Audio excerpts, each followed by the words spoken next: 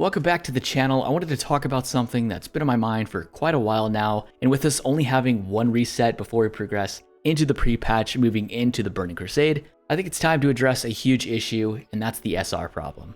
I want to be very clear as we talk about these SR runs, I'm specifically talking about the true pug experience. I'm not talking about a guild organized run for ZG or AQ20 that's bringing 10 to 15 guildies along, or a molten core that has 30 players from the same guild.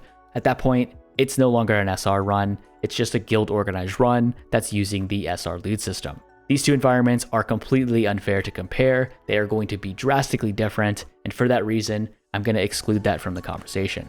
Now to quickly shoot down some of the solutions I see all the time in the YouTube comments, or anytime I mention it over on Twitch. Join a guild. This just doesn't work. Sure, in the short term of things, while you're clearing the current content, whether that be Molten Core, Blackwing Lair, it's going to be perfectly fine and it's going to be fantastic. But at some point, your guild is going to be stretched thin and you won't be running the older raids that you still probably need. If you're running Naxxramas right now as a guild, you're likely not doing Molten Core or Blackwing Lair. And not to mention, maybe your guild just can't roster additional characters. So for that reason, you're going to be stuck going into an SR run or maybe just not doing those raids at all, which is also the next solution. Just don't join.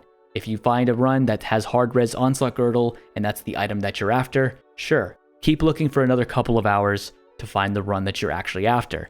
Most people just don't have the time to do that, unfortunately, and they're just going to choose the third option, which is don't raid at all. Starting things off, the hard res meta is just so much worse. It's so selfish and promotes just a terrible environment for players to pug in. I've never grouped up with hardly any of the same players from soft res runs. Once I win my BIS, that's it for the raid tier, and that's a huge problem with a lot of the SR runs. Most of the people that you're doing these groups with are undergeared or in just the prerequisite for that tier, and that's it. You're not ever having these players come back in with full BIS. Once they get those big ticket items, they're moving on, and it just diminishes the player count of how many people are going to go back to some of these older raids, leading to lower quality runs. And I just have a plethora of clips and footage that I could go through and just make the whole video about how bad some of these runs really are. Wiping on the first boss in AQ20 and then just leaving, players just AFKing on trash and then rolling on car loot to win the rolls. I just have countless of examples and I'm not going to make the whole video about that. And something new that's been happening very recently is players donating Flask to get an additional SR. Some people offering up to 5 so you can have 5 total SRs. Some of the organizers walking out with 45 or even more flasks, just no tips for performance or anything like that, just completely pocketing the gold and just gloating about it the whole time pretty much. It's basically pay to win at this point with doing something like that, and it's just going to be even worse as we go into TPC. And on top of that, players have started to sell their SRs to other folks that already have the gear. There's very few people that do this. It's typically going to be the healers that only need 1 or 2 pieces of gear, or they're just there to sell their SR individually. Most of the time, the DPS players are still going to be going there because everybody's on the same SR.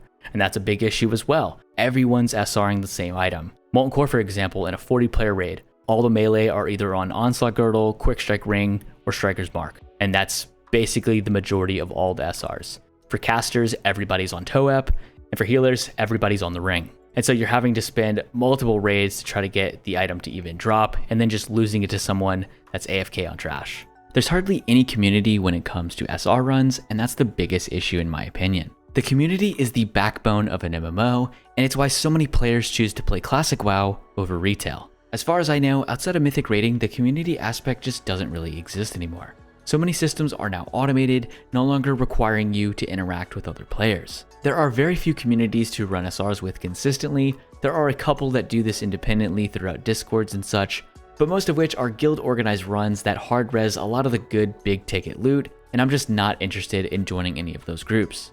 Overall, the SR environment is just very selfish and doesn't foster the behavior I'm a fan of. Players just don't respect the time of others compared to guild organized runs or anything like that. The expectation is super low. Players don't really care if they clear the content or not. There's zero accountability for players causing wipes or anything like that. Players just don't seem to help each other out in the slightest. Not helping summon, not helping on trash. People will just AFK on trash and then suddenly show up during the bosses. They'll be lagging the whole time, and then come Ragnaros, suddenly they're playing completely fine. And often, players just leave when their SR doesn't drop, and there's pretty much nothing you can do about that. You can hold on to the loot if it does drop, But who's going to stop a rogue from leaving after they didn't get their Thunder Fury binding to drop? And the solution to that is, well, just ban that player from coming to your runs. You just put them on your ignored list, never join a group with them again.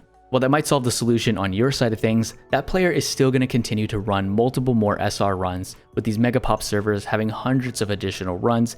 And again, that lack of community, that lack of accountability and responsibility just doesn't exist in the SR community as far as I'm concerned. I just see this getting even worse as we step into Gruul's Lair. 90% of the runs are just going to be hard rezzing DST, and it's just not going to be a fun experience for anyone having to pug their raids. Not everybody can just join a guild or not join certain runs. They're going to want to do a Gruul's Lair, and most of the time, it's going to be hard res DST. And I'm not exaggerating when I say that. 90% or more of the runs for Gruul are going to have DST hard rezzed, either pre-selling it to a pug or hard rezzing it for themselves. The fact that players are selling items is a huge problem. Players shouldn't be able to buy loot in the raids. It makes absolutely no sense, and it pretty much makes them no better than GDKPs. At this point, it's pretty much pay to win and just GDKP with steps missing. No longer are you getting a cut from the raid, but instead the host is just pocketing all of the gold. My solution to this is adding a new in-game currency for each boss that you kill.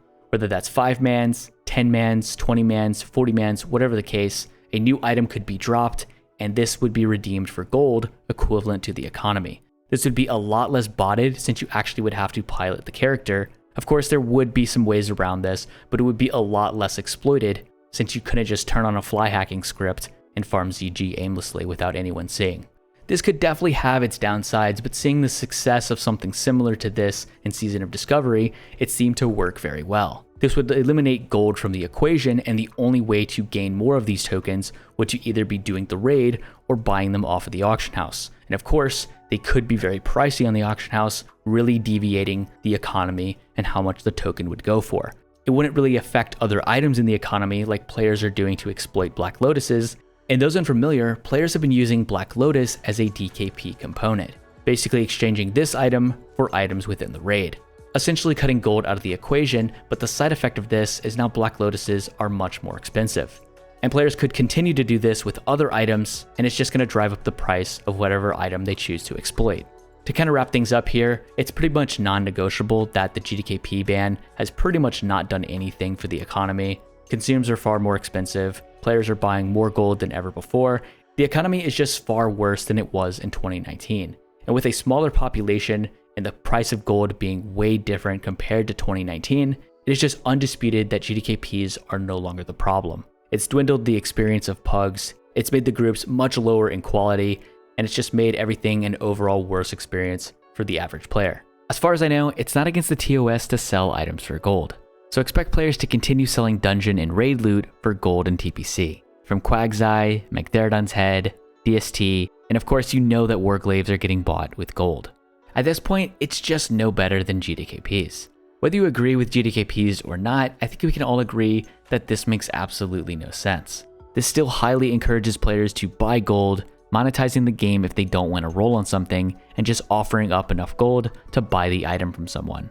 Or they can just continue to pre-buy all of the loot with the hard reserve system. At least with GDKP, you would get a cut from the items being sold instead of the host pocketing all of the gold. I think the players are going to get very sick of the hard res meta and probably will end up quitting if nothing is going to change for TPC. That's pretty much it for this video. If you enjoyed, be sure to like and subscribe for more just like this one. And as always, I will see you next time.